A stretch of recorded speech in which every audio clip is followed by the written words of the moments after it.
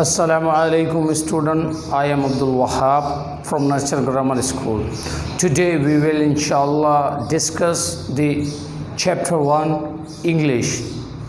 The chapter will be the voice of God.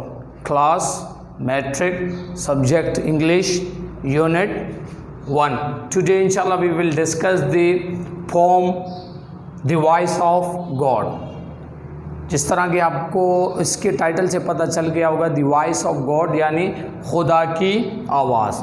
सबसे पहले we will discuss in which who wrote this poem, what is the name of poet, lit bit we should know about something the poet. हम इसमें थोड़ा बहुत poet के बारे में पढ़ेंगे कि पोएट कौन था, क्या उसकी हिस्ट्री रही है।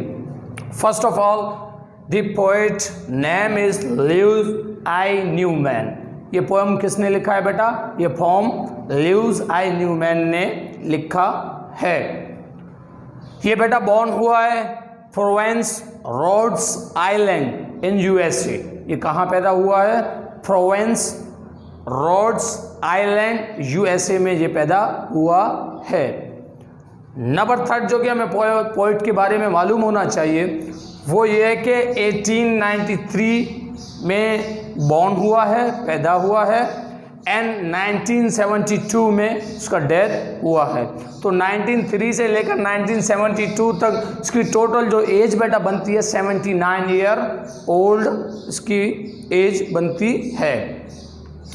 अच्छा, स्टडी एट ब्राउन यूनिवर्सिटी। इसने कहाँ से तालीम बेटा हासिल किया? स्टडी किया ब्राउन यूनिवर्सिटी से, जहाँ से इसने डॉक्टरेट की डिग्री हासिल की। नंबर 5 जो अहम चीज़ है हमें पोएट के बारे में मालूम होना चाहिए, लेक्चरर एट कोलंबिया।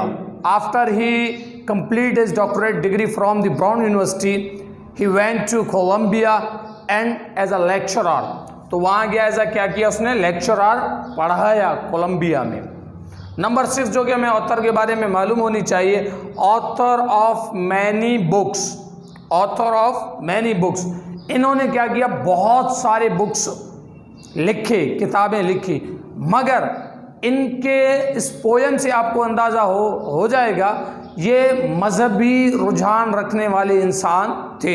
मज़हब के साथ इनका बड़ा लगाव था, तो मज़हब के सब्जेक्ट्स के ऊपर इन्होंने अक्सर और बेशतर किताबें लिखी हैं।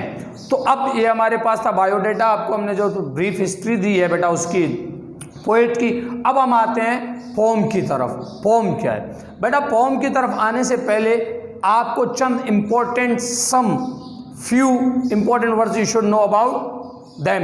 आपको कुछ इम्पोर्टेंट वर्ड्स के बारे में मालूम होना लाजमी है, जिसमें सबसे पहले जो आपके पोएम में वर्ड है सॉर्ट। ठीक, इसका मतलब क्या है? To find something. To find something यानी तलाश करना। सॉर्ट, टू फाइंड समथिंग यानी कुछ तलाश करना।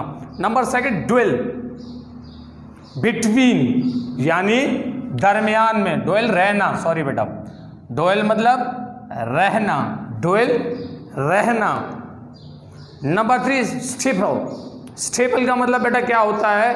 किसी भी मजहबी इमारत का सबसे टॉपिस्ट पॉइंट, ऊंचा पॉइंट। जिस तरह के मुसलमानों के पास आप देखते होंगे मस्जिद जो बनी हुई होती है उसका जो टॉपिस्ट पॉइंट होता है वो मीनार कहलाता है। इस तरह हर मजहबी जो भी इमारत होगा उसका जो सबसे टॉपिस्ट पॉइंट होगा, ऊंचा सबसे जो पॉइंट होगा, उसको क्या कहते हैं? स्टेपल कहते हैं। इसमें आप लिख सकते हैं मीनार। ठीक। Number 4 declared, to announce something, किसी चीज़ का क्या करना? ऐलान करना। अब आते हैं हम बेटा अपने पोएम की तरफ। आप पोएम देख सकते हैं, बोर्ड में भी लिखा हुआ है, आपके बुक में भी लिखा हुआ है। पोएट क्या लिखता है? I sought to hear the voice of God. I sought to hear the voice of God. कह रहा है कि मैं तलाश में निकला। किस चीज़ के तलाश में? खुदा की आवाज़ को सुनने की तलाश में निकला। ठीक है, वो खुदा की आवाज़ को तलाश करना चाहता था। कौन? पोएट के मैं ढूंढूं खुदा की आवाज़ कहाँ है, मैं उसको सुन सकूं। And climbed the top most staple, poet कह रहा है कि मैं चढ़ा टॉप मोस्ट, सबसे जो टॉपेस्ट पॉइंट है, स्टेपल, मीनार, यानी मजहबी किसी भी इमारत का जो सबसे टॉपेस्ट है, ये क्योंकि क्रिश्चियन था तो ये चर्च का टॉपेस्ट जो पॉइंट है उसकी बात कर, बोले उसके ऊपर मैं चढ़ा। बट गॉड डिक्लेयर्ड, जब मैं वहाँ चढ़ा तो खुदा ने ऐलान किया, खुदा ने आवाज़ दी, but God declared go down again, दोबारा तुम नीचे उतर जाओ। I dwell among the people, के मैं लोगों के दरमियान रहता हूँ।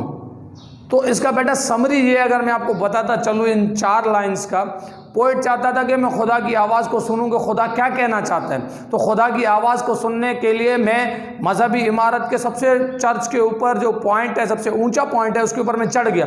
मैंने कान लगाकर खुदा की आवाज़ को सुनने की कोशिश की तो मुझे वहाँ से एक आवाज़ आई खुदा की तरफ से।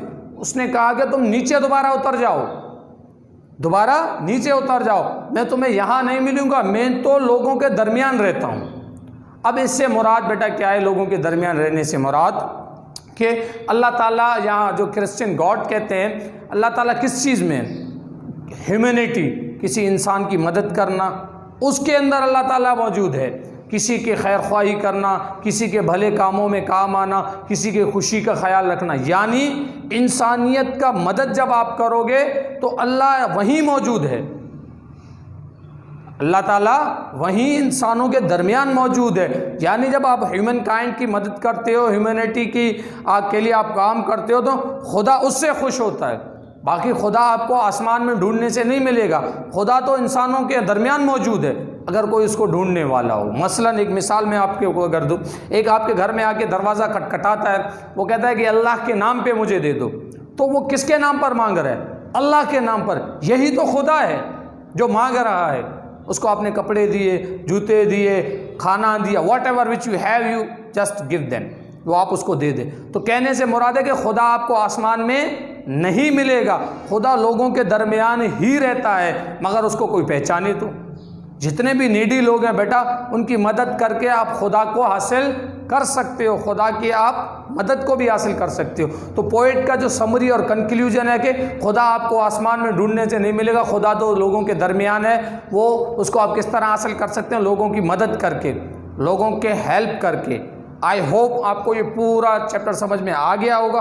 फिर भी अगर किसी किस्म की भी क्वेरी हो, किसी किस्म की भी अगर आपको प्रॉब्लम हो, तो इंशाल्लाह हमारा ग्रुप अवेलेबल है, उसके थ्रू आप अपना जो भी क्वेश्चन होंगे आप सेंड करें, इंशाल्लाह हम आपको उसको क्लियर कर देंगे। Stay home, stay safe. Thank you.